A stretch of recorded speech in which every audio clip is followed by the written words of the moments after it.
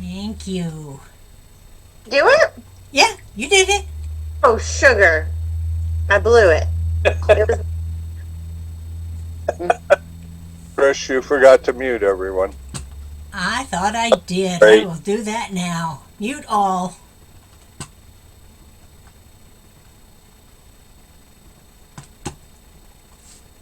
And good evening, everyone. Please be aware that the first hour and a half of this meeting will be recorded so we can put it onto our website, our podcast, and our YouTube channel.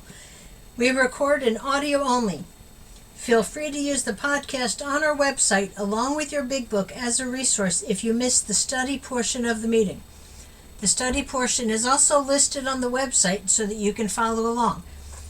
Tonight's recap will start on page 171 at the beginning of Dr. Bob's Nightmare, where it says, I was born.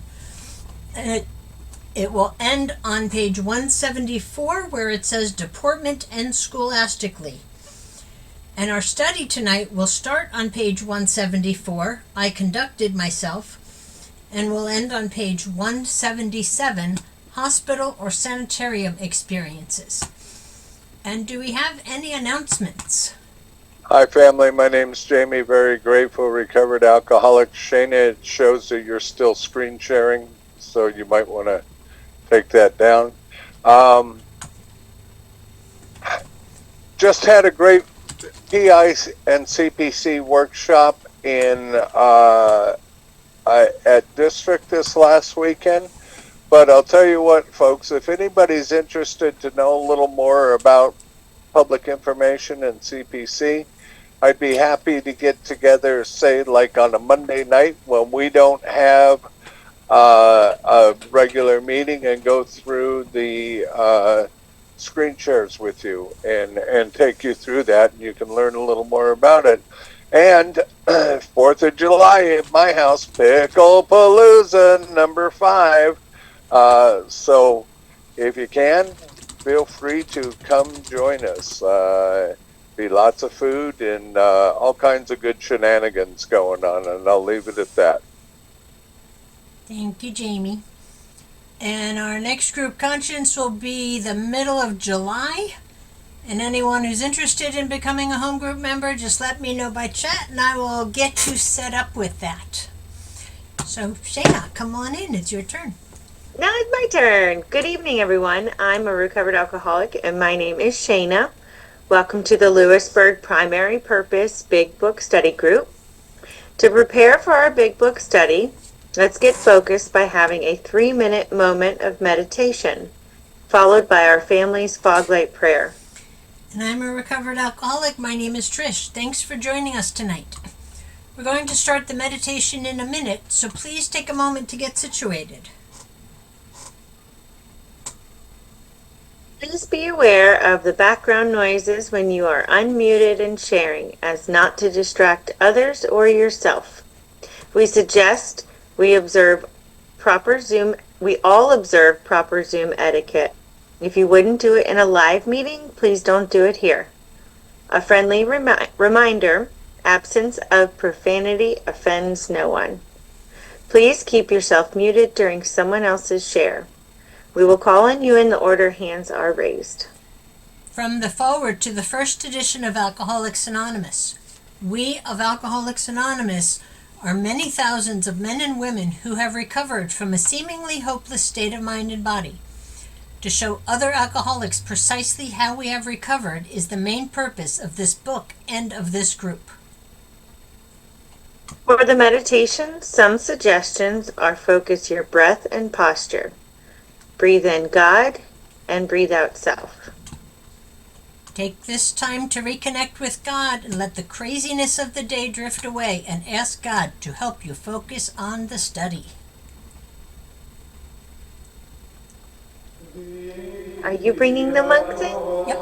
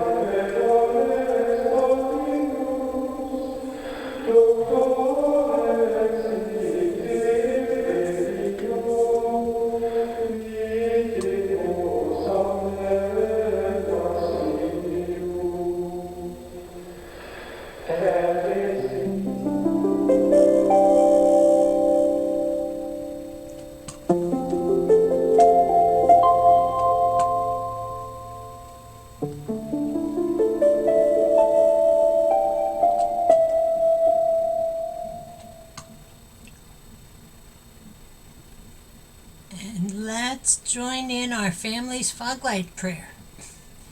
God, let your love shine through us like a fog light, so that those who are lost, sick, and dying can find your love through us. Amen. All right. And let's have our secretary's report. Come on in, Lisa. Hi, everybody. I'm Lisa, and I'm an alcoholic.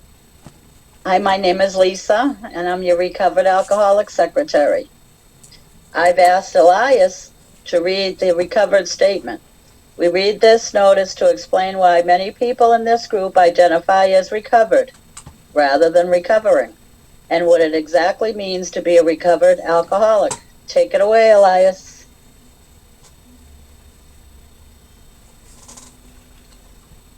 Are you still muted?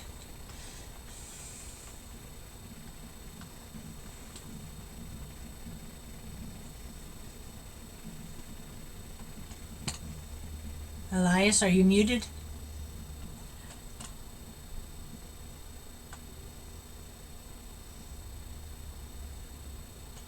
How about now? Yes, go ahead. Okay, sorry. Okay, recovered. We are not cured of alcoholism. Recovered but not cured. That presents a conflict to some alcoholics. If we're cured, we would be able to drink responsibly. No, we're not cured. The allergic reaction to alcohol will remain with us for a lifetime. But we have been restored to sanity. That was the problem. The main problem of the alcoholic centers in his mind, rather than in his body. Page 223. We are now sane where alcohol is concerned. Consequently, we have recovered. Thank you, Elias. Thank you for joining us tonight. We meet every Tuesday starting at 5:30 p.m. Central Time with the Gerbil Fellowship Cage, where we chatter for an hour before the start of the meeting. Feel free to bring side dishes to share with the buzzards.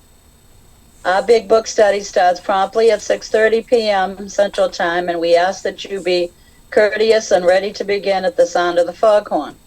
We take our Big Book study seriously. Because of this, chat will be disabled during the study.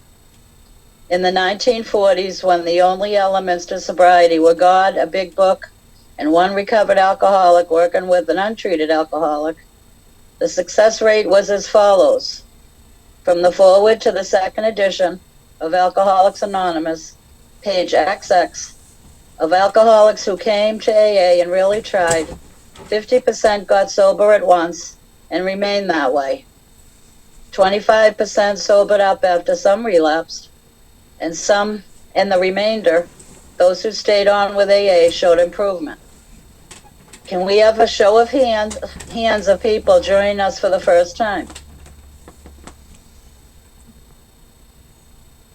I don't see any. Hi, Elias. Welcome.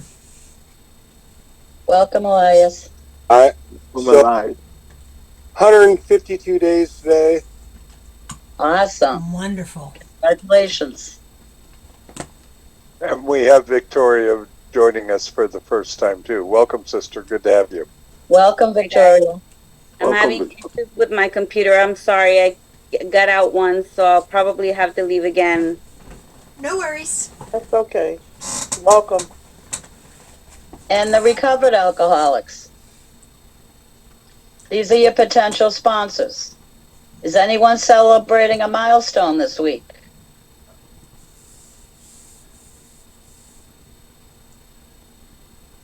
I got 17 months on Saturday. Yay. Congratulations. Congratulations. Congratulations. Thank you. If you should require a big book of your own, we have large print editions available that could be sent to you by buzzard mail. Delivery time questionable. Please remember to practice our 7th tradition by donating to the group address, Venmo or PayPal posted in chat and on the screen. Our suggestion is to purchase a big book and take an untreated alcoholic through the program of recovery.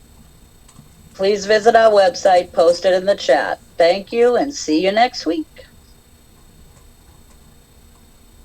From Chapter 2, There is a Solution. Thank you, Lisa, and thank you, Elias. That's not out of Chapter 2, but thank you for your service, both of you, tonight. From Chapter 2, There is a Solution. The tremendous fact for every one of us is that we have discovered a common solution.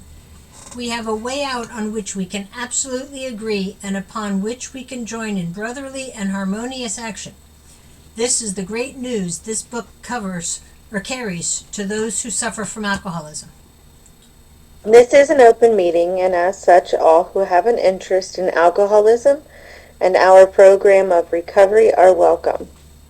Because this is an open meeting, you need not identify yourself, nor your reason for being here if you do not wish to do so.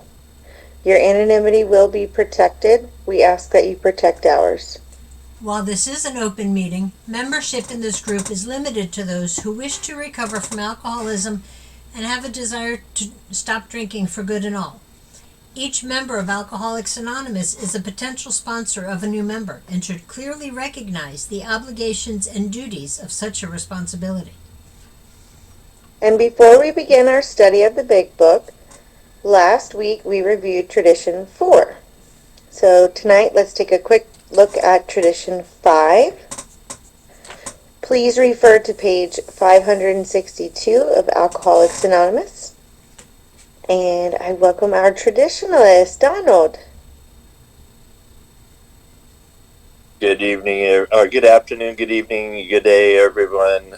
My name is Donald, and I am a very grateful, recovered, but not cured alcoholic, and glad to be here with my family. Today, we're going to be looking at Tradition 5. So this is what it says in short, and then I'll go to the long, and then I'll tell you what I think about it, or what I've learned about it. So, short says, each group has but one primary purpose, to carry its message to the alcoholic who still suffers.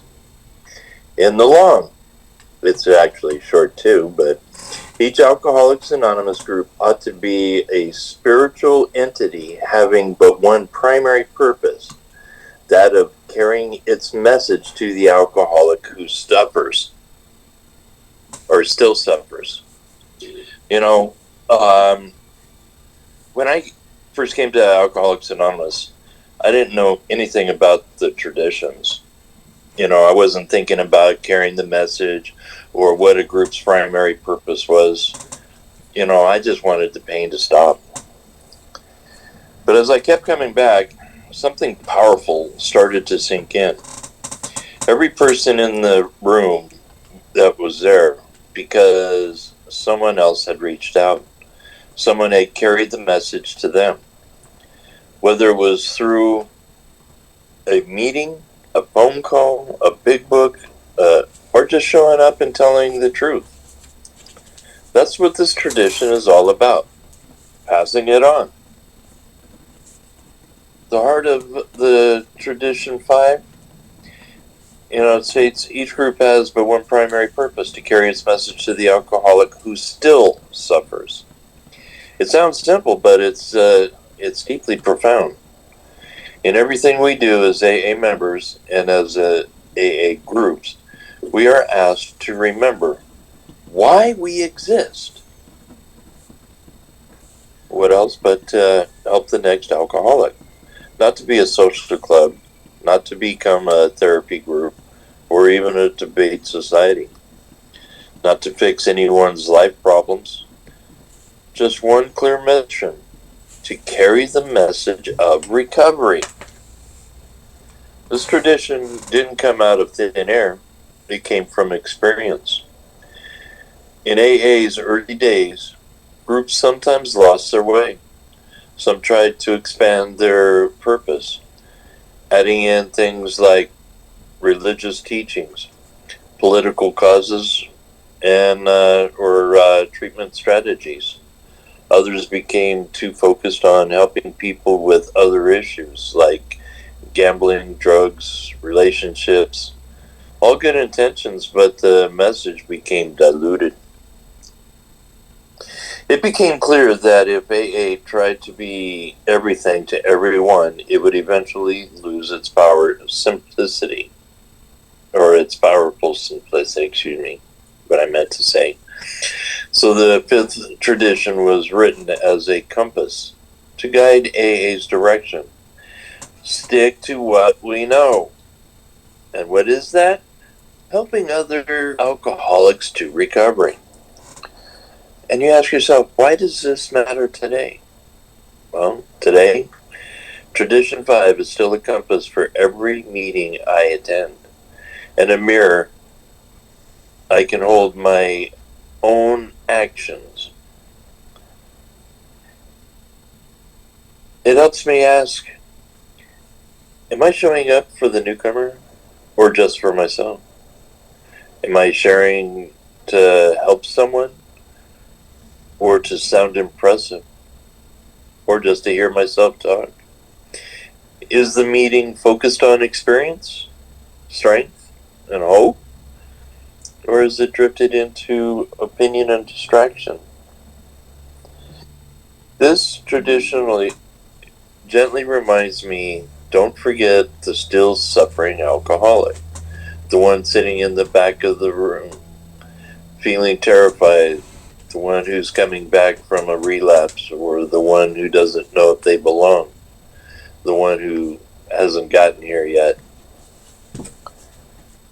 Even though it talks about groups, this tradition speaks to me because I am part of this group that I attend, or any group that I attend, I could add.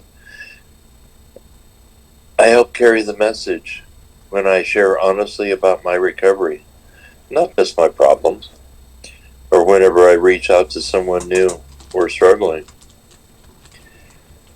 or whenever I set up chairs, read, or welcome people, or in the old days, clean ashtrays, you know. But whenever I avoid distractions or drama that can steer a meeting off course, I've come to believe that carrying the message is not a chore, it's a privilege. Someone carried it to me without expecting anything in return. Now it's my turn to return. Tradition 5 isn't a rule. It's a reminder of what saved my life. The message of hope, the power of shared experience, the miracle of one alcoholic helping another. And every time we stick to that purpose, we keep the spirit of AA alive. So today, if you're feeling unsure, if you wonder whether you have anything to give, let me tell you, you do. Just by being here, by being honest, by staying sober one more day, you carry the message, and someone somewhere is going to need exactly what you have just given. So that's about all I've got for today. Hope you guys enjoyed it and got something out of it. Love you guys, and hopefully I get my internet back soon. Thank you, So Donald. that's all I can. Thank you, Donald. Thank you for your service and for jumping in this week. And now it's time for this week's installment of That Ain't in the Book. We hear a lot of stuff said in meetings that can't be reconciled with the program as it's described in the Big Book of Alcoholics Anonymous. What follows is one of the things we often hear, along with what the Big Book has to say on the subject. And one of the things we hear is there are no musts in this program. Kenny, can you come on in and tell us what it says on page 100 or on page 89, paragraph 2, please? Yes, to watch people recover, to see them help others, to watch loneliness vanish, to see a fellowship grow up about you, to have a host of friends. This is an experience you must not miss. Thank you. And as we study, please make use of the pens, highlighters, and rulers so that you can share this experience with another alcoholic. In order for us to stay focused as we study the Big Book, we use the Big Book Study Guide prepared by Joe and Charlie and Krusty Cliff of the Dallas Primary Purpose Group.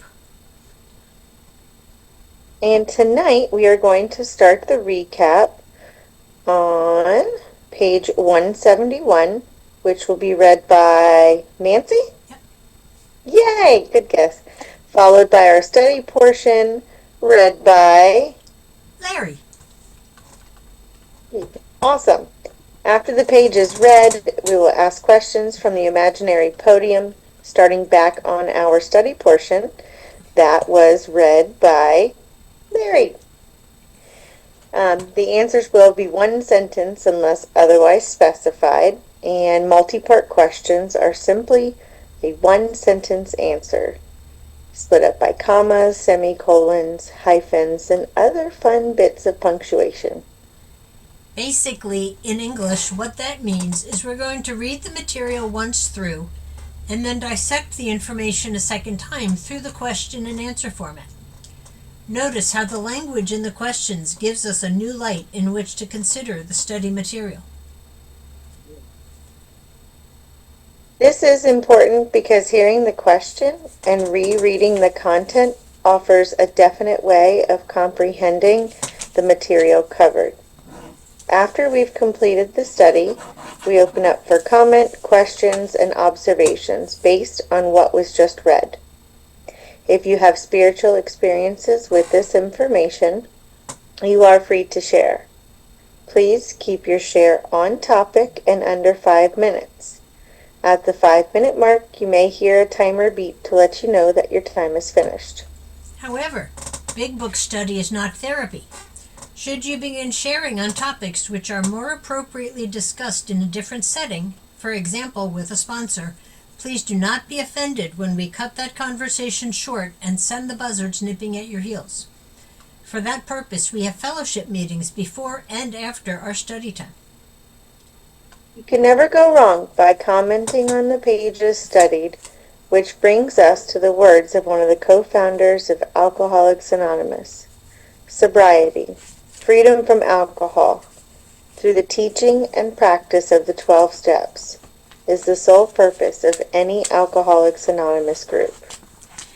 And before we get started, let's take a quick look at how we got here, because we didn't just randomly open the page and say, let's study page 174 tonight. We start on our title page, and that's where we see our first promise, saying how many thousands of men and women have recovered from alcoholism. And that begins week 1 of a 94-week study. And through our study, we read line by line, sentence by sentence, the preface, the forewords, all of the chapters, all of the pages, up through and including page 164. And then we also read Dr. Bob's Nightmare, which is where we are tonight. And then we spend 2 weeks on the traditions, 6 one week and 6 the second week. And then we close out the whole study on week 94, reading Appendix 2, A Spiritual Experience. There are 3 other times the footnote refers us to that, and we read it then. But we also read it as a standalone week all by itself, because that spirituality is such an important part of our program and of what we do in connecting with that higher power. And then when we're done, we circle all the way back and we start it all over again. So tonight we are on week 89 of a 94-week study. So we're wrapping up our season 3, and we are just about ready to start season 4 in a couple of weeks. And you know, I've been here for not quite all of it, but almost all of it. And every time we go through the book, I learn new things and I see new things.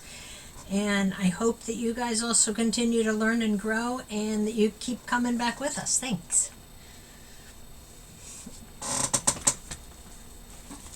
And before we start the recap, we'll need 5 or 6 virtual hands raised if you would like to be one of our answer readers. Please be aware that the first hour and a half of this meeting will be recorded so that we can put it onto our website and our YouTube channel. Thank you. And Nancy, come on in please with our recap on page 171. A non-alcoholic. I was born in a small New England village of about 7,000 souls. The general moral standard was, as I recall it, far above the average. No beer or liquor was sold in the neighborhood, except at the state liquor agency, where perhaps one might procure a pint if he could convince the agent that he really needed it. Without this proof, the expectant purchaser would be forced to depart empty-handed, with none of what I later came to believe was the great panacea, NSA, for all human ills. Men who had liquor ships in from Boston or New York by express were looked upon with great distrust and disfavor by most of the good townspeople.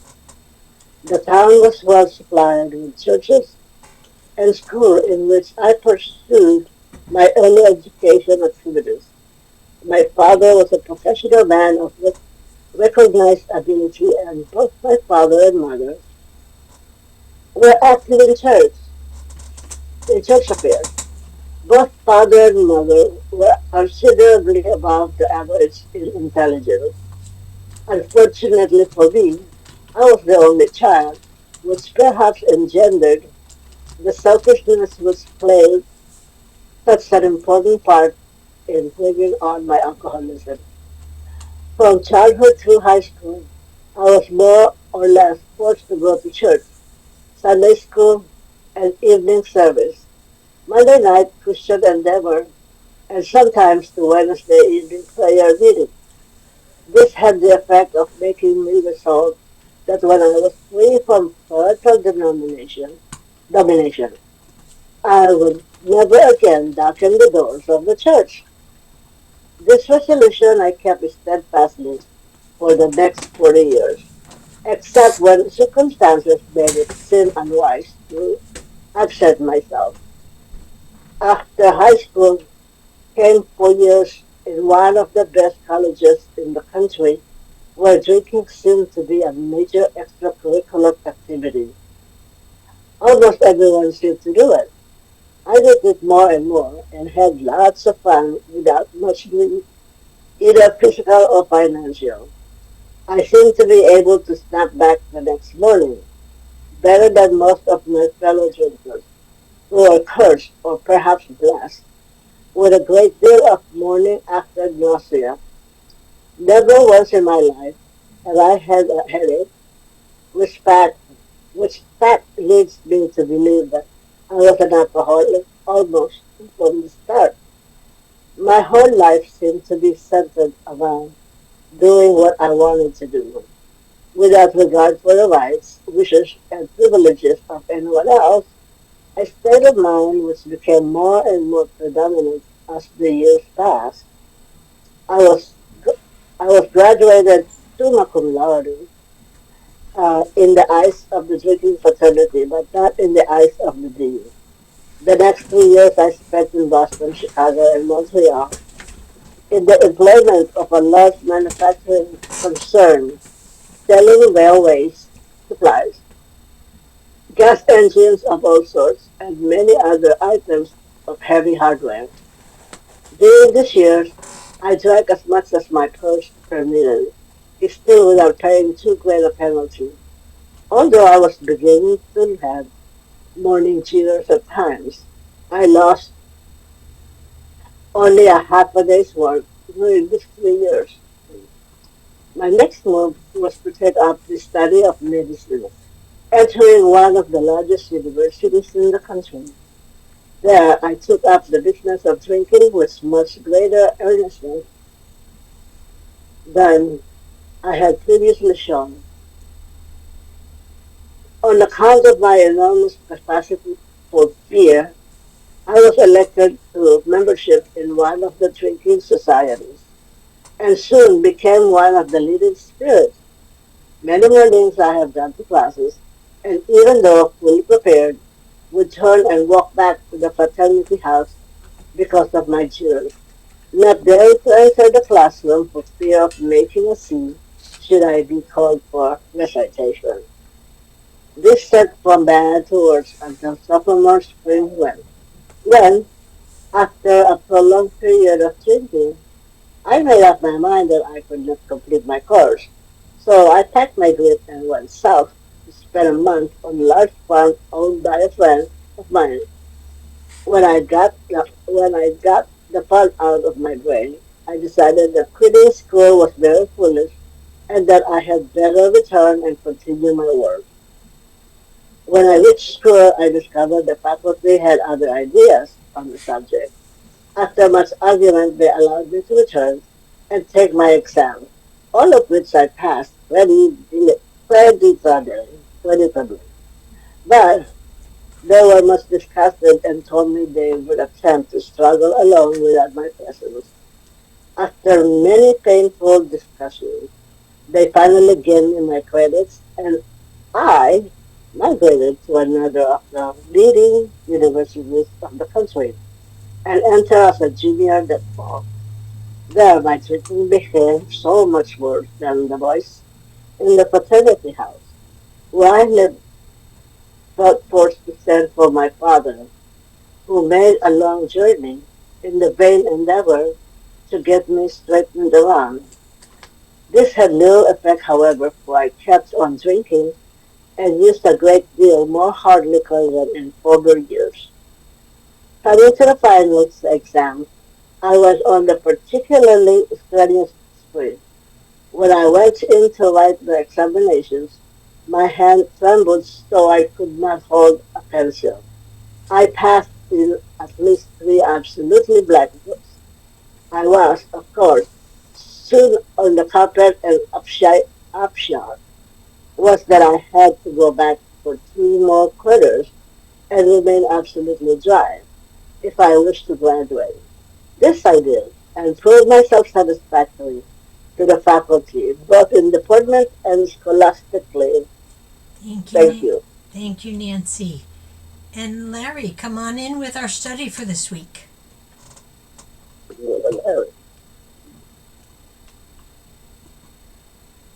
You're still muted. There you go. I'm Larry. I'm an alcoholic. I conducted myself so creditably that I was able to secure a much coveted internship in a western city where I spent 2 years. During those 2 years, I was kept so busy that I hardly left the hospital at all. Consequently, I could not get into any trouble. When those 2 years were up, I opened an office downtown. I had some money all the time in the world and considerable stomach trouble. I soon discovered that a couple of drinks would alleviate my gastric distress, at least for a few hours at a time. So it was not at all difficult for me to return to my former excessive indulgence.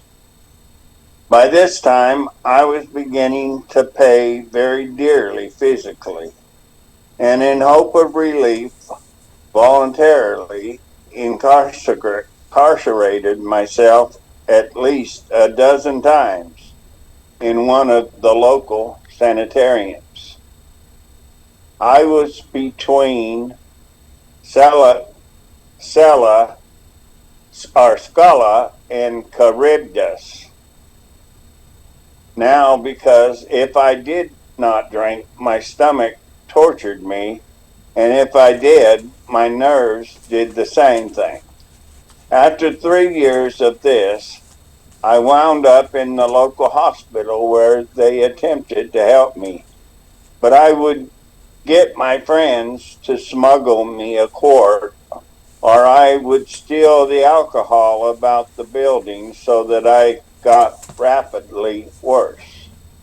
Finally, my father had to send a doctor out from my hometown who managed to get me back there in some way, and I was in bed about 2 months before I could venture out of the house. I stayed about town a couple of months more, then returned to resume my practice. I think I must have been thoroughly scared by what had happened, or by the doctor, or probably both, so that I did not touch a drink again until the country went dry. When the passing of the 18th Amendment, I felt quite safe. I knew everyone would buy a few bottles or cases of liquor as their equires permitted, and that it would soon be gone. Therefore, it would make no great difference, even if I should do some drinking. At, at that time, I was not aware of the almost unlimited supply the government made it possible for us doctors to obtain. Neither had I any knowledge of the bootlegger who soon appeared on the horizon. I drank with moderation at first, but it took me only a relatively short time to drift back into the old habits, which had wound up so disastrously before. During the next few years, I developed two distinct phobias.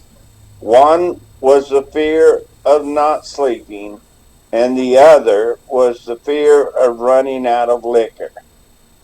Not being a man of means, I knew that if I did not stay sober enough to earn money, I would run out of liquor most of the time. Therefore, I did not take the morning drink which I craved so badly, but instead would fill up on large doses of sedatives to quiet the jitters, which distressed me terribly.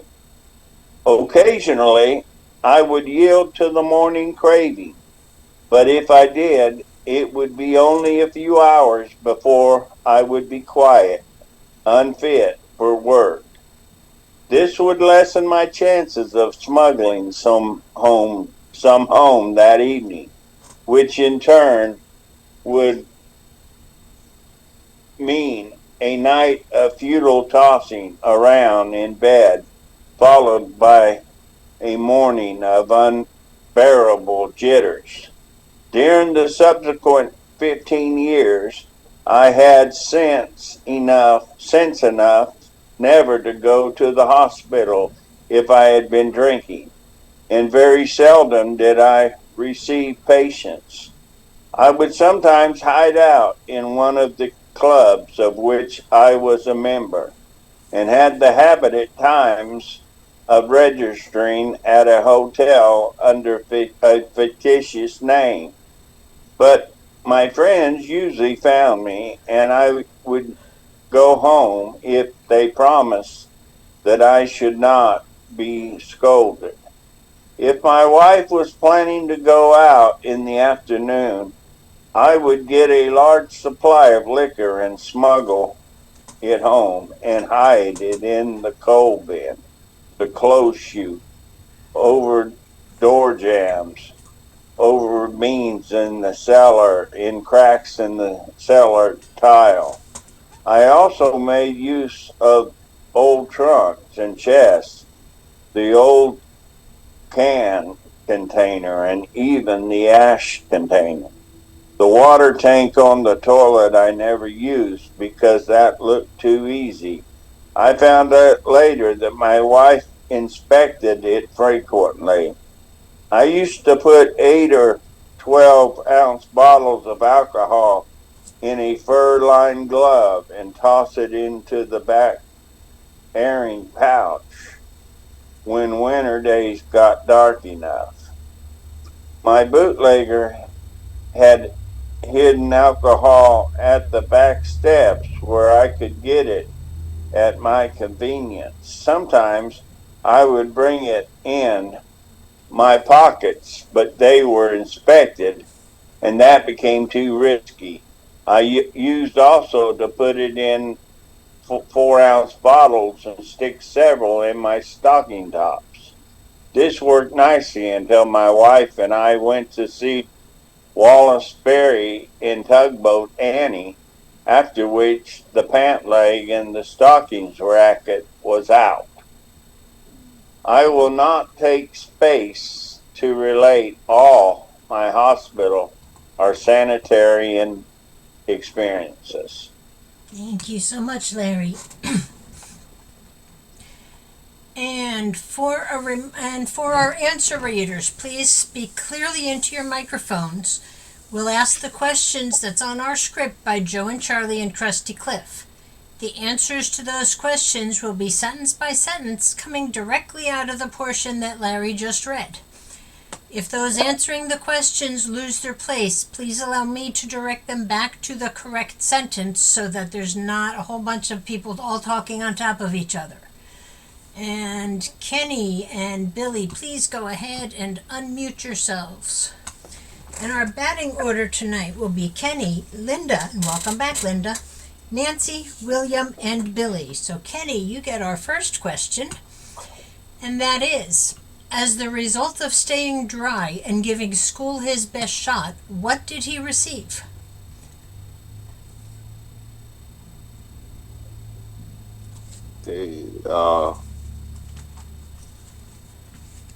I conducted myself. I conducted myself credibly that I was able to secure a much coveted internship in a Western city where I spent 2 years. Thank you. And Linda, how did those 2 years go? 2 sentences, please. I'm going to turn my sound up.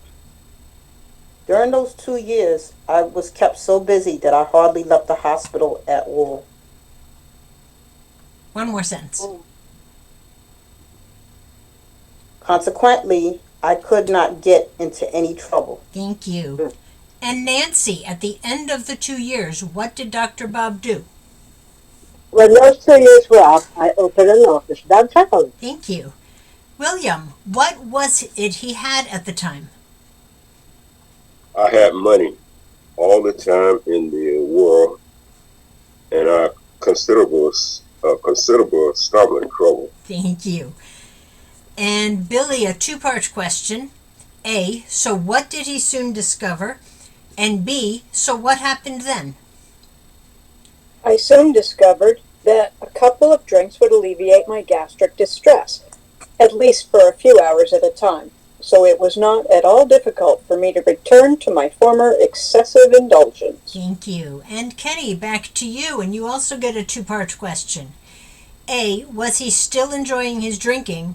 And B, seeking relief, what did he do? By this time, I was beginning to pay very dearly physically, and in hope of relief, voluntarily incarcerated myself at least a dozen times in one of the local sanitariums. Thank you. And Linda, why did Dr. Bob say that? I was between silica and charybdis now, because if I did not drink, my stomach tortured me, and if I did, my nerves did the same thing. And I have a comment. Off the Italian coast is a rock, Scylla, opposite a whirlpool. Charybdis? Possibly the source of the expression between a rock and a hard place. Thank you, Shayna, and she'll have a couple of comments coming in tonight. Nancy, you get a 3-part question. A, yes. At the end of 3 years, what happened? B, what did he persuade his friends to do? And C, or he resorted to what? After 3 years of this, I wound up in the local hospital where they attempted to help me, but I would get my friends to smuggle me a quart, or I would spill the alcohol about the building. So I got rapidly worse. Thank you. Did you ever steal to drink? And Yeah. William, a two-part question for you. A, at this point, what did his father do? And B, how long was he confined?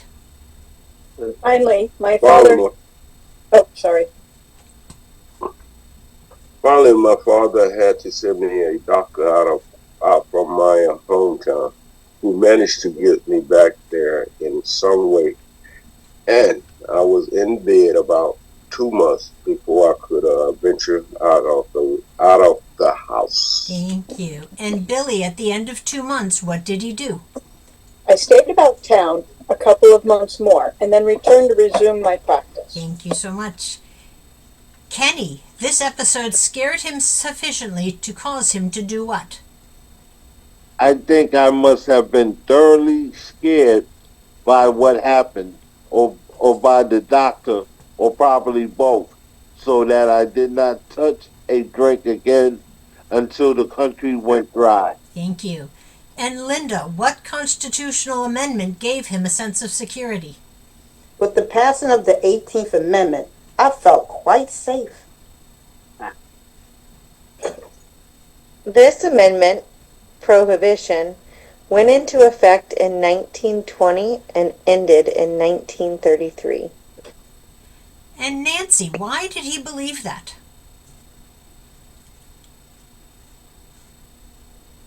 I knew. I knew everyone would buy a few habanos or cases for liquor as their checkers permitted, and that it would soon be done.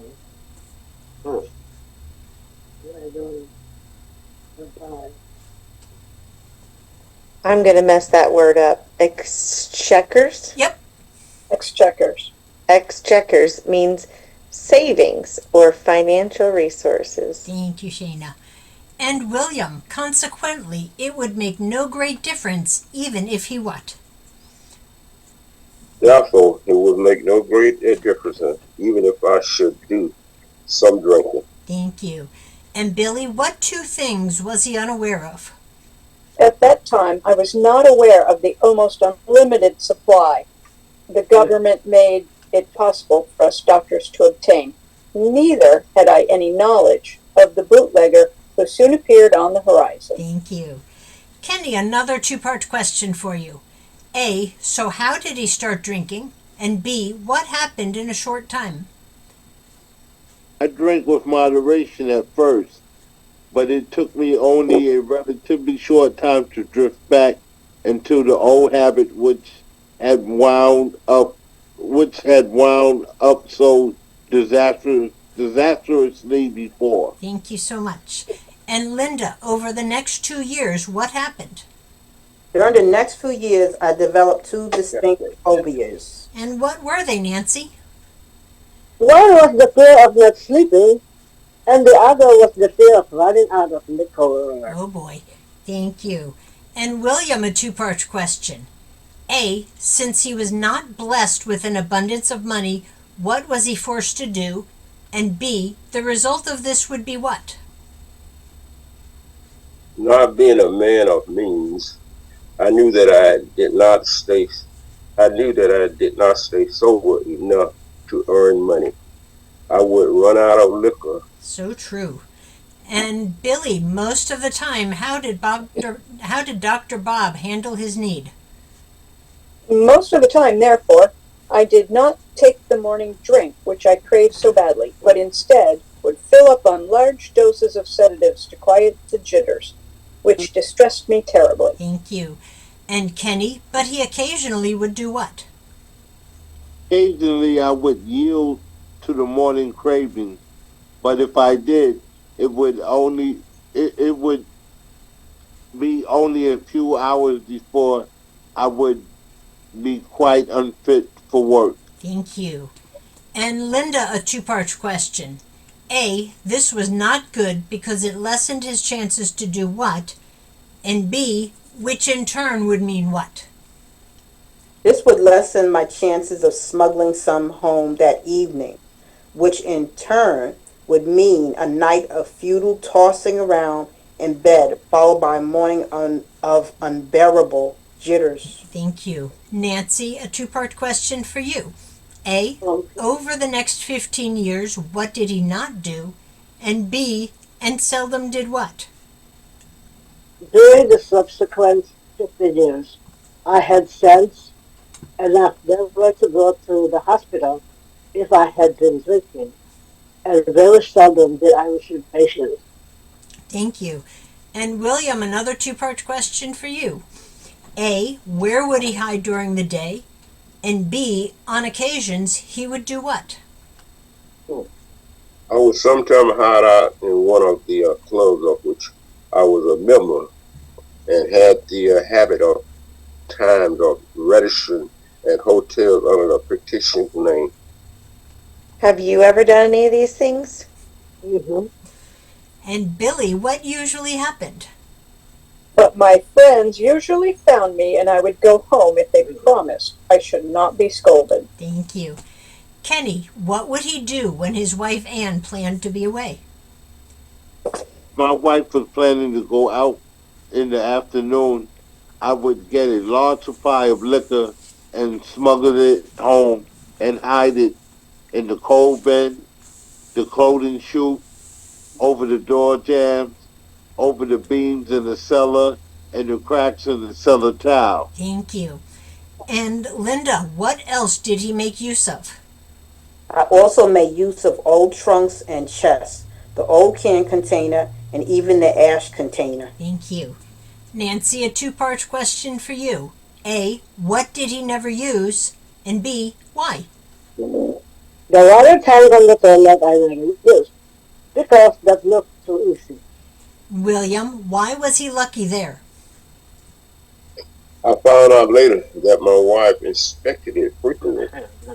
And Billy, what else did he hide small bottles in?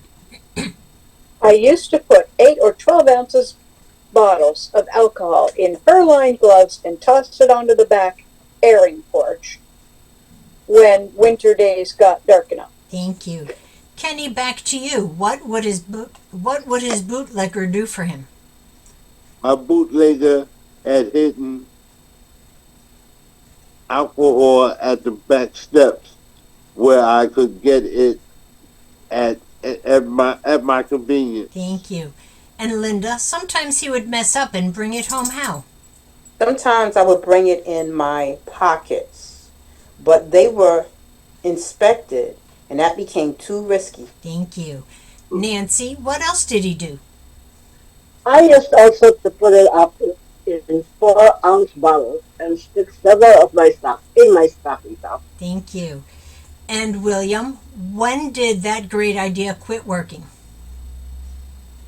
This worked nicely until my wife and I went to see Wally Bear in the tugboat, Annie. Keep going.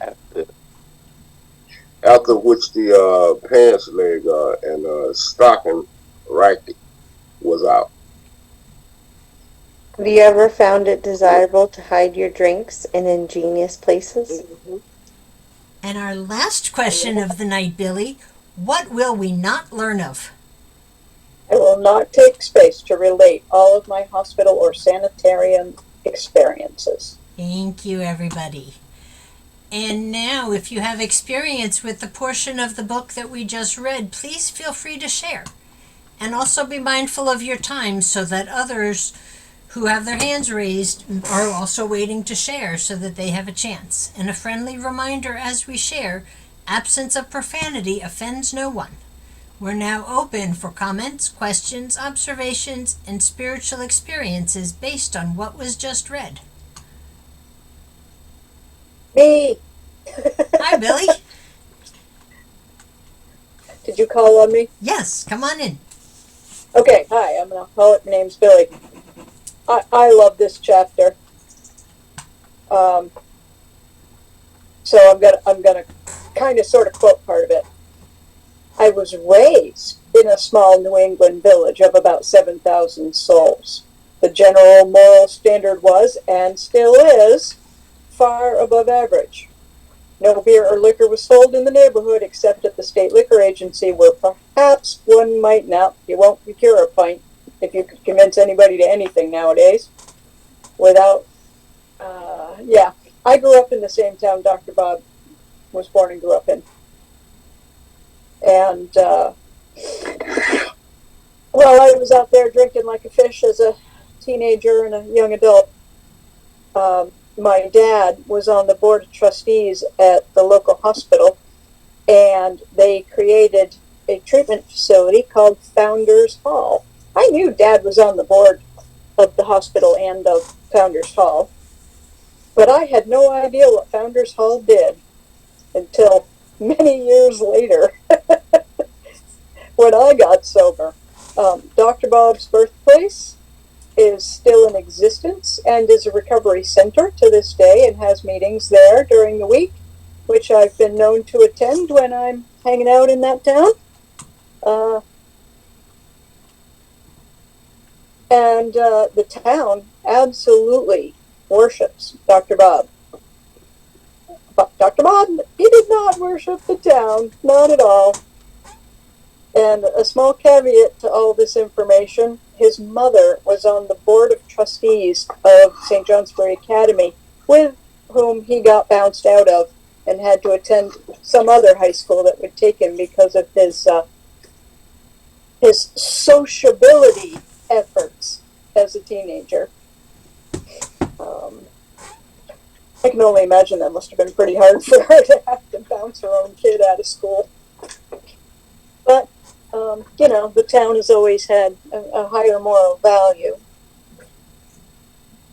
Although I think with drugs and everything nowadays, it may have gone downhill a little bit, but that's what the locals tell me. And I still only live 45 minutes away. So I love going to meetings over there. Thanks. Thanks, Billy. Thanks for sharing. Linda, hi, welcome back. Thank you. My name is Linda. I'm an alcoholic. I could identify with this part about the hiding the liquor. What I did is I didn't hide the bottles around the house. I got up early before the kids got up, and I put them in a brown paper bag, and I made sure I put tissues and cloth and newspaper in it so they wouldn't clink, so no one could hear it. And I did this real early in the morning, like 6 in the morning. It could be dark outside. And I did that because I didn't want anyone to see me throw out this bag full of liquor. And I didn't want my neighbors to hear it. I didn't want my kids to see it. But everybody knew, you know. It's like I was telling one person, I was the last to know I was an alcoholic. Con Edison knew. When they knocked on my door to tell me my lights was getting ready to be shut off. So everyone knew. I was the last to know. You know what I'm saying? Yeah, you're an alcoholic. You have a serious problem. I just figured maybe I drank. I maybe drank a little bit too much. You know, got in a little bit too much trouble. You know, but it wasn't that bad. And when people would tell me about my drinking, it was so annoying. You know, they really got on my nerves. How dare you tell me anything about my drinking? What about this person over here? And they drinking, and this person and that. I would always point to someone else. I would always look outside of myself. And I would justify my drinking and my state of being, and my person, me being a person is, well, I have a job, I have an apartment, and I have my kids. So I can't be that bad. But you know what? I did lose my kids. I got them back. And I was on the brink of losing my apartment. Bailey had an apartment, you know, and Bailey had a job. I lost a job, you know. Thank God I didn't lose my apartment and my kids. You know, so all this denial that he's talking about in here, I could identify with it. It doesn't make a difference whether you hid the liquor or like what I did is I took them out early in the morning. If you some type of way tried to conceal it, if you just didn't want people to know, why you didn't want people to know? What was the problem? After all, you're not an alcoholic. So deep in the back of my mind, I knew there was something going on. That's why I was sneaking and hiding. You know, so I wouldn't be bothered with people telling me about my drinking, like what he was saying. He didn't want to get caught. I could identify with that so much. And I was a person, I'm going to say this and stop, but I was a person that would come into work with the worst hangover. If you drink 4:30 in the morning and then you got to get up and be to work at 9 o'clock, you're still drunk. You still have that liquor in you. And when I perspire, it would all come out. It would come out my pores. It would come out my scalp. It would just come out. and people would smell it, and the office smelled like liquor because that's how much I had in me. I mean, it has to come out. It's going to come out. That liquor is going to come out of you. And it wasn't like I was a great big person where my body absorbed it. I was a little skinny thin person. So it had to come out some kind of way, and I could like trying to hide in the winter because I keep my winter coat on, but not in the summertime. I couldn't, and I smelled terrible. My breath was terrible. I had these bags under my eyes. I was all hung over, but you couldn't tell me I had a problem. I had so much denial. I just didn't see myself. It took me it took me to reach a bottom. And I always say everybody reaches their bottom. And what I call a bottom is a tailor-made ass whooping. Excuse the French. But everyone has this. God knows what's going to get us. God knows where our bottom is. And after I got that bottom and I couldn't drink no more, and I screamed out to God, please, I feel like I'm dying. Help me. I screamed and I said that. I said, I feel like I'm dying. And that was the moment of truth. And it was like there's no turning back. You either got to go forward, and go through with this recovery, or you're going to stay back there and you're going to drink and you're just going to die. You'll lose your kids again, Linda. You lose your problem. You'll be homeless again, Linda. And then what are you going to do? How are you going to start over? So that moment of truth and that bottom, I'm very grateful for that bottom. Thank you for letting me share. Thank you, Linda. Who's next?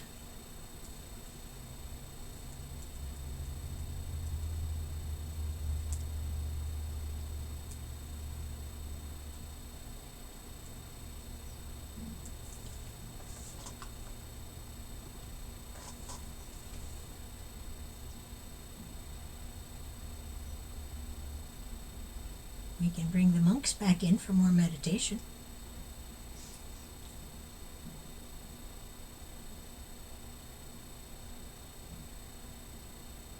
Or I can start picking on people. Hi, Alyssa, come on in. Hi, Alyssa, recovered alcoholic. So tonight's reading, it took me back to when I was in active addiction, and I tried to hide what wasn't what wasn't able to be hid from the world. Linda just shared about going to work and people could smell it on you, and God, the things that I would do, it was just insane. And the thing is that because of the steps and the principles of this program, I don't have to do those things today. And when those memories come back to me, I literally get nauseous. Because I never want to go back to that place, that hopeless place, where I thought the only thing that I had in the world to solve my problem was a bottle, because that's the hopelessness that I was at. I wasn't able to see what was really around me, to see my friends and my family that were actually there for me. I was so oblivious to everything. Alcohol had a hold of me, cunning, baffling, and powerful. And I'm just thankful that, today, not only do I don't have the desire to drink, alcohol doesn't have the hold on me, but either does depression, anxiety, fear. None of those things do today. I'm living life on life's terms, and I never thought I'd get to this place of peace and serenity. But yet here I am, and it's because I followed the directions and I followed the dictates of my higher power, and that's a promise in the big book. I think it's page 100. love, it dictates the higher power to presently live in a new and wonderful world. And I do, even when life happens, life isn't perfect today. The health reports aren't favorable, but it's okay because I have a higher power. I have a support system. I have the things that I need in life today.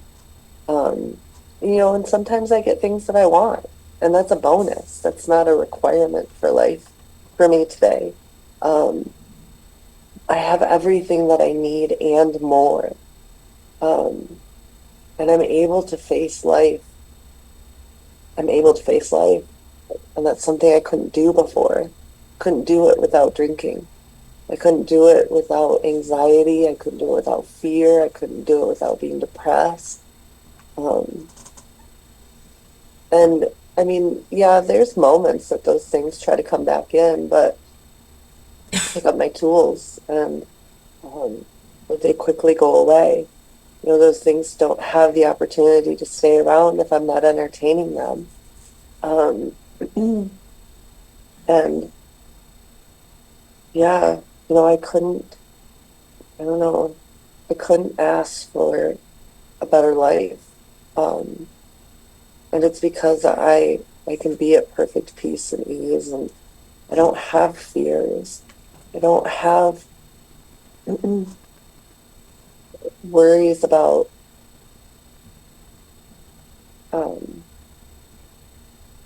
unnecessary things, problems that I was causing myself before by drinking, and all the things that came with it. And I'm just really thankful for that. I'm thankful that, those hard moments, they refine me, and they just make it that much easier because the opportunities never go away. I just think that my faith in God strengthens, and it's just like, all right, what are you going to teach me this time? Or I'm growing through this, and so I'm here for it, and I trust that his plans are greater, and that, and it, up to this point, he's gotten me to the other side of everything.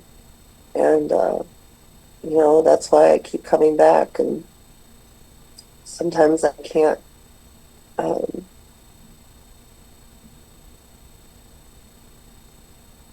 it doesn't matter what I can or cannot do physically. It's, the mental part of it is like my mental isn't taking me down because of my faith in God. The spirituality of this way of life, it's just amazing. It amazes me, and I'm just thankful because there's nobody that can take this away from me. I'm the only one that can take it away from me, and I'd be sober taking a drink, and that's just not going to happen anytime soon. So I'm thankful for that. I'm thankful for all of you. Thank you for letting me share. Thanks, Alyssa. Good to see you. Hi, Larry. Hey, I'm Larry. I'm an alcoholic.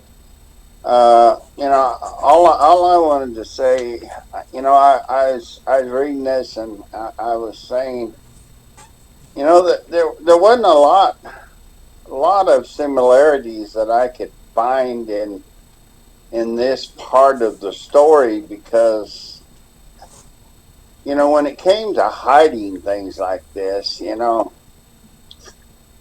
by the time it got so bad for me that I would have had to start hiding from everybody, I done already burned all my relationships up. My family was gone, my kids were gone, I was left alone. I lived by myself.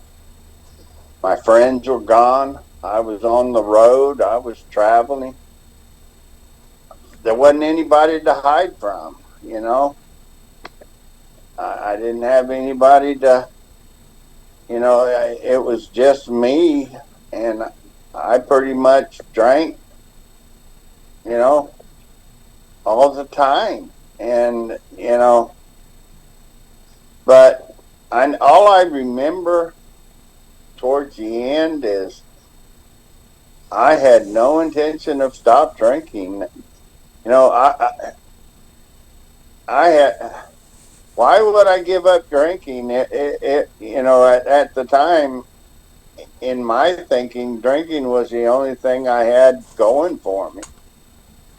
And yet, somehow, God brought about circumstances that brought me into these rooms and got me thinking clear-headed enough that I could see my life and where alcohol brought me to and what alcohol had actually done. That, it slowed me down enough that I could see that I wanted something more. And I could see people in these rooms had something I didn't have, nor could I ever get on my own. And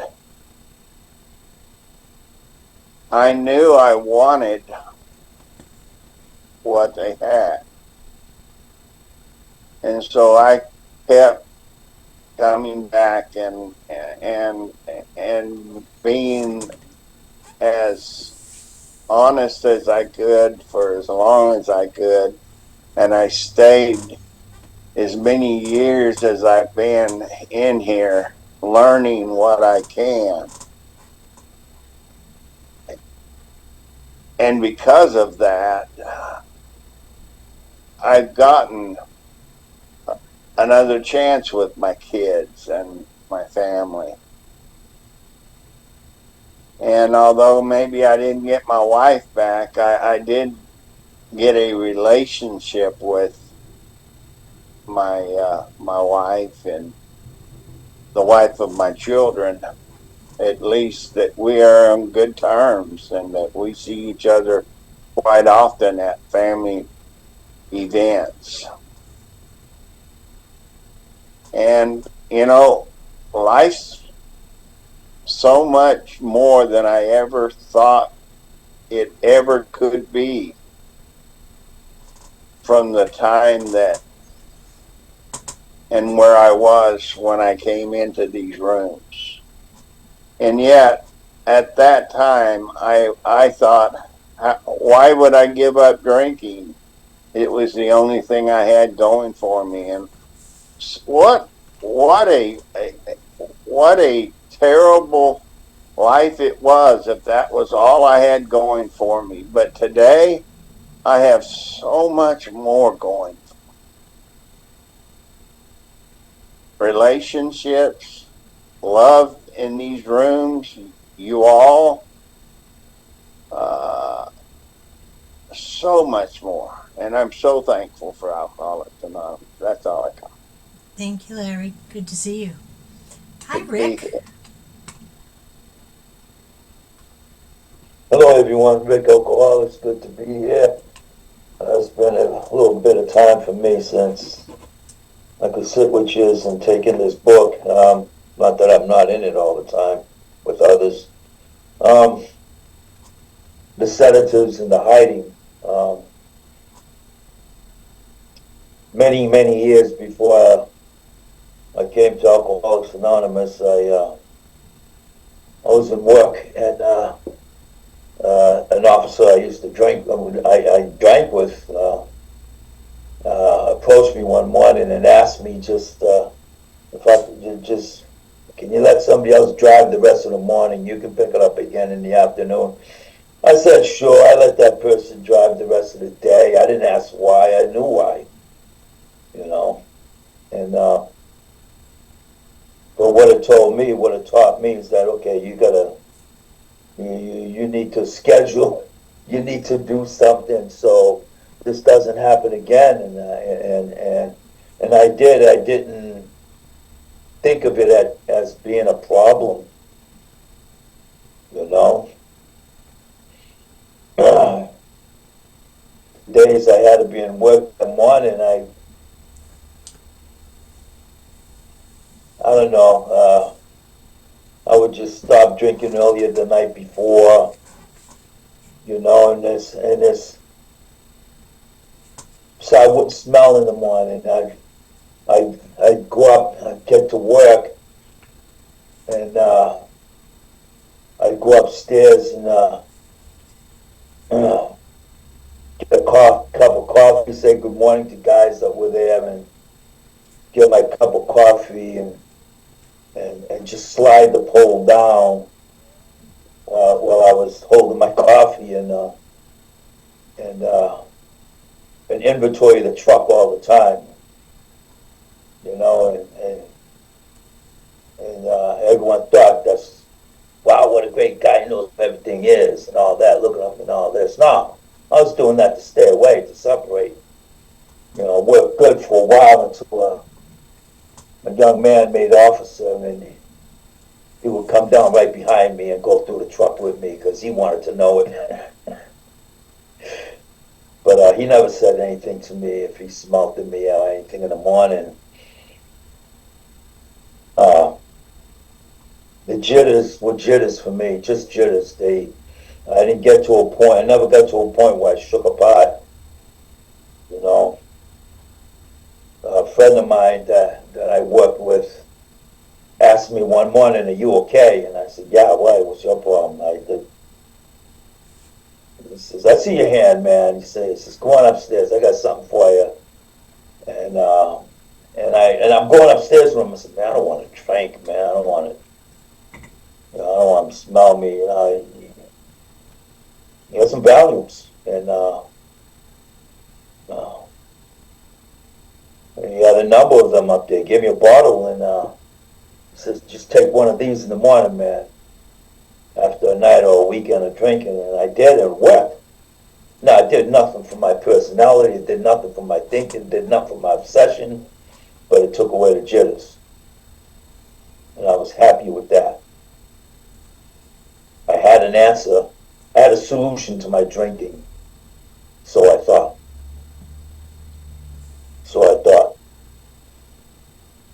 And I went to my primary care one day and I was telling her about that. She said, "Well, it's probably your anxiety from the job." So she prescribed something for me to take when I needed it. And that's what I used them for. And she found out the truth later on, many years later. And once she did, you know when you've hurt somebody. You know, this was a doctor, a primary care, you know. We talk afterwards, you know. I mean, we talk after the appointment, and one day she had a engagement ring on, and I said, "Oh, wow, you know, you said yes to somebody," and she told me all about him. That's the kind of relationship I had with this doctor, and I lost that in the end, and that I felt, you know, I felt like I lost a good friend, and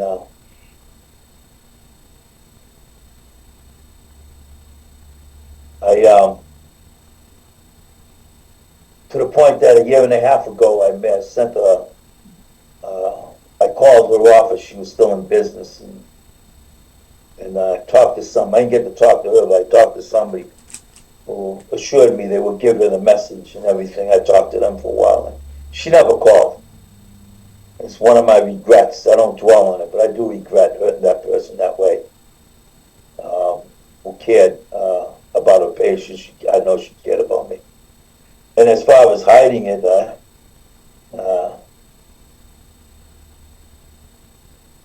I didn't like the cold. I mean, we never went back and forth, my wife and I. My kids were little at the time, so I would get the cold shoulder, and that'd be enough for me to say, well, the hell with her too. And I'm not bothering, you know, I'm not causing a scene. I'm just getting drunk in my room, and in my TV room, and I'm not, so we got this snowstorm, one of the many snowstorms we had. And I thought, I'm gonna go outside and shovel. I was done shoveling, but I kept going outside because I had a bottle of vodka in one of the snowbanks I made. I kept drinking, and there was some left. And the heck with this, I got tomorrow off. I'll hit this in the morning.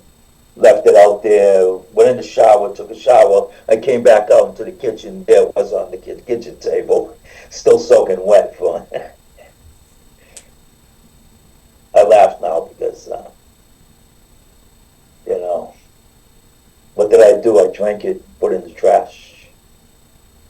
There's a liquor store about 5-minute drive from my house, so why did I have to hide it? On the way home, I'm coming home for the evening, I'd get a pint and just drink the thing like it was a bottle of water. Put it in a trash can. Before I leave the parking lot, it was empty. I'd throw it in a trash can and go home.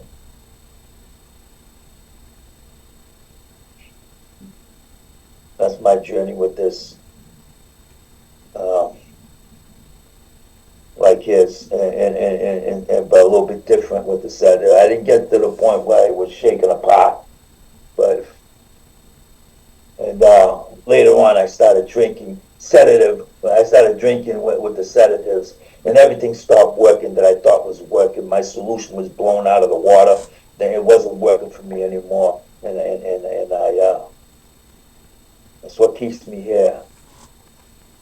That's what keeps me here. That's all I drank. That's all I drank. That's why I stay in this book and read about others, whether at the front or in the back, and being with others all the time. I love taking newcomers to rehabs for a meeting. Let those newcomers try and reach out to newer comers. I was with 2 guys the other night, one 6 months, one 5 months. I need the long timers too. They keep me straight. But anyways, it's good to be here. Thank you for letting me share. Good seeing you all. Thanks, Rick. It's good to see you too. Hi, Jamie. Good evening, family. My name's Jamie, very grateful recovered alcoholic, and good to see all of you tonight. Thank you for your participation and your shares, the reading, everything. Here's the thing that I love about Dr. Bob's story. He does something specific in this story and the telling of it that it directs us to do, or gives us the guidance to do, in chapter 5, where it says we share in a general way what it was like, what happened, and what it's like now. So he's shared with us what it was like. He's about to share with us in the next week of what happened and what it's like today. I don't have to come into a meeting and tell the entirety of my life story. I think that's something that happens over time, and there are certainly parts of my story that I never tell in a meeting, and it's not that I'm trying to keep the secret from anyone, because I'm not, but that's what sponsorship is for, because there's just certain things that I did in my drinking career I have no business in dumping on the tables to make me feel better. Now that all of that stuff is no longer a secret, I can share it with anybody. But I still try not to infect the room itself with some of that stuff. I drank alcoholically right out of the gate. And I spent 23 years doing it. And as I see the progression of Dr. Bob's alcoholism, just like I see the progression of Bill's alcoholism, I also can look back on my life and recognize the progression of my own disease. And yep, I hid bottles. I did not sedatives, but I did what I lovingly refer to as those uptime substances, so that they would allow me to drink more. You know, many things in his life. No, I wasn't a doctor. No, I didn't do any of those things. But I sure as hell was damn sick, physically. And if I was good for calling into work once a week and sick, and you know, well, if I'm out sick one day from drinking, well, I might as well be real sick and take another day, and well, you know, 3 is really the limit. So oftentimes I was taking 3 days off work. No wonder that my life was so manageable in every other ways. And of course, every time I did that and got totally trashed, I would swear that I would never do it again. And that was the simplicity of the unmanageability of my disease, was swearing that I would never do it again, and within a matter of minutes start doing it again, and within a matter of a couple of hours be right where I was, maybe even past where I was. And yeah, you know, I had those body sweats too, and I mean, if I was like a sponge, you could have wrung me out and it would have been 90 proof. You know, so I can relate to all of these things. But you know, there is a solution. There is a solution. I know what the problem is. And I don't have to continue to relive the problem. Once I recognize the problem, it's important for me to live in the solution. Now, he talked about basically taking and putting himself in exile. I forget what the right word was, but basically putting himself in exile to a sanitarium. The other thing that I respect about his story is he said he wasn't going to waste our time with telling us all of the other adventures that he had taken. There again, back to sharing in a general way what it was like, what happened, and what it's like today. So, what came to mind about that, incarcerated is what he said. What came to mind in that was watching the Andy Griffith show and noticed the town drunk incarcerating himself in the town jail to sleep it off. You know, and that came to mind. For me, I would take trips other places, not to dry out, but so I could drink more. So I could drink without a filter around, without having anybody around. And even though there was a point in time where I didn't have to keep anything hidden, but I damn sure did. Because if you were coming over to visit me, I was more than happy to share, but I had to have some that I wouldn't share, so that when you were gone, I still had alcohol. That's the way I drank. And it took me to that place of where my bottom, we're going to hear about his total bottom next week. But my bottom took me to laying in a bed paralyzed, not able to wiggle a finger, gurgle a sound from my throat, wiggle a toe, or anything. But my mind worked perfectly, and the only thing that I could do was pray. And I always say that words matter, and you know, most of us do that bailout prayer. God, if you get me out of this, I'll never do it again. My prayer that night on September 3rd, September 3rd, 1990, was, God, if you get me through this, I will do anything. Coming to y'all was not my plan. My plan was to go back to the bar, drink enough, take a 12-pack with me to make sure that I had enough to drink and go up the mountain and drive off the mountain, because death was the only thing I saw as a solution. Here's what I know today, folks, that if I pick up a drink, I will kill myself one drink at a time. A very slow, painful death.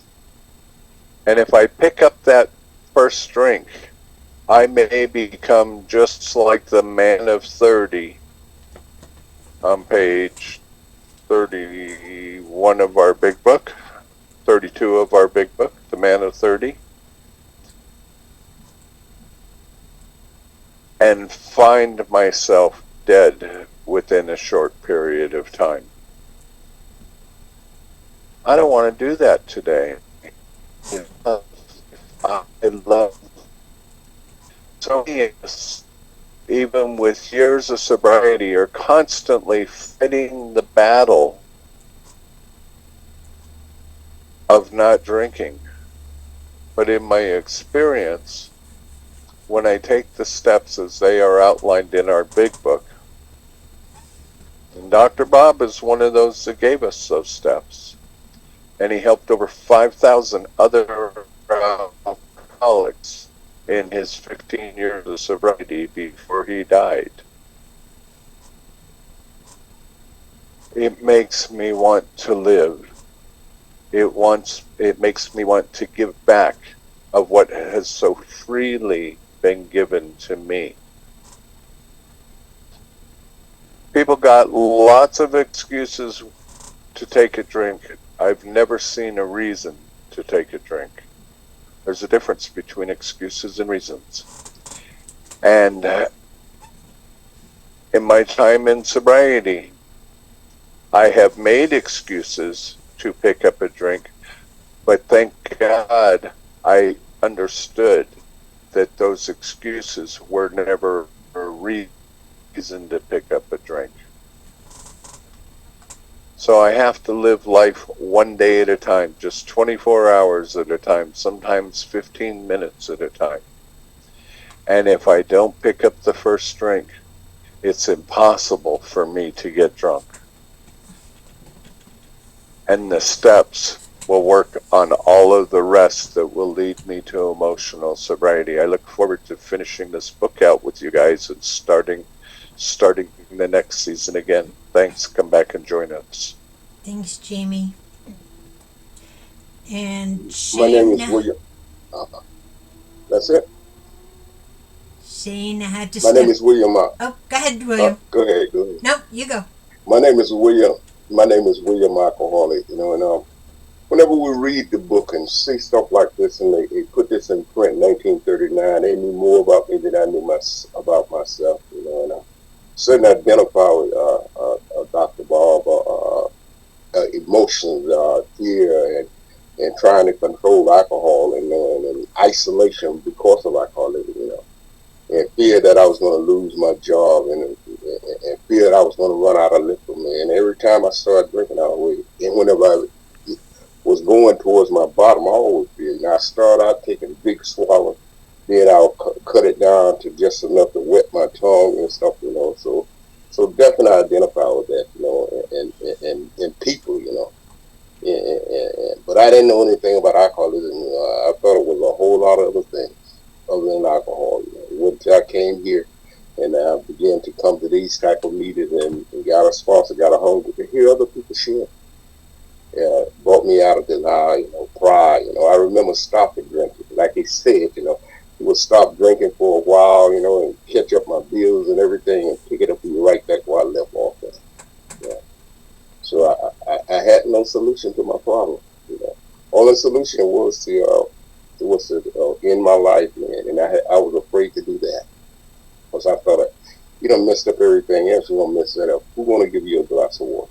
Who's gonna push you in a wheelchair? So that insanity thinking sort of kept me here to get me here with y'all, man. I'm grateful for that. I'm grateful to be here with y'all because y'all was telling the truth about what was going on with you. Even though the similarity was different, but the inner side of me was feeling just just like you. And any place I go to a meeting, when people start talking about the fear, the pride, the ego, and all that other stuff, I've been there and I know how that feels. Fear living, fear people. People going to find out. I used to come in my house. I'd be hanging out. Be having me hanging out all night long and stuff. And I'm coming into my house with sunglasses, coat collar up, hat pulled out over my eyes, man. When people trying to go to work and I'm trying to sneak into my house. When I got sober, I was sober 6 months. I found a quarter liquor, a quart of vodka in my house, and that was the hardest thing to do, was pour it out. I would go to meet and tell my sponsor that I found it. My sponsor just pulled it out, pulled it down the sink. I come back. I had a memorial for that paper, that quarter liquor. I wrapped it in a blanket, not in a blanket, in a towel, and put it down on top of the garbage can and left it there. I don't know who got it, but I had a memorial for it. So definitely, I understand the fear of life, fear of people, fear of all that stuff that he was talking about, and having pride and trying to control it. I stopped drinking. I worked for Safe Sensitive Job, and they give you 2 chances to get it right. That 3rd chance, they got rid of you, man. So I'm grateful today that I was able to come in and listen to y'all. It wasn't easy because I had all this other stuff with pride and ego and fear, all other stuff in my head. I had to chip away at that stuff to get down to the nitty gritty, the stuff that we recover from. Truth, get humble, show up to these meetings, get involved and do something. So I'm grateful today. I'm a happy camper. Today I don't drink, one day at a time, and that's the solution in God. Thank you. Thanks, William. I'm going to jump in real quick. I'm Trish. I'm an alcoholic. And it dawned on me while we were reading, the question Shana had, did you ever steal to drink? I stole everybody else's alcohol. I always used to say, I didn't buy much. I used to drink, but I stole other people's alcohol. So yeah, I was stealing to drink. And I didn't hide my alcohol so that other people wouldn't find it, but I hid me. I hid me in my room. I hid me away from people so that you wouldn't see what I was doing, so that you wouldn't see the aftermath of it. And years in sobriety, after I wasn't drinking anymore, I was still hiding myself behind those emotional walls, keeping people away, just because I didn't want people to see the truth about who I was, because I still had that poor self-esteem, thinking nobody's going to want me, nobody's going to love me. But once I finally started diving into the book, I realized I don't have to hide anymore. There is nothing in my life today that I am ashamed of that I have to hide anymore. And that's the real freedom, is once I dove into those steps and finally started looking at me, I didn't have to steal from other people and I didn't have to hide myself away from them. Shana had to step away, so I asked Alyssa if she would read our closing for tonight. Thank you, Trish. Alyssa, Recovered Alcoholic, on page 164.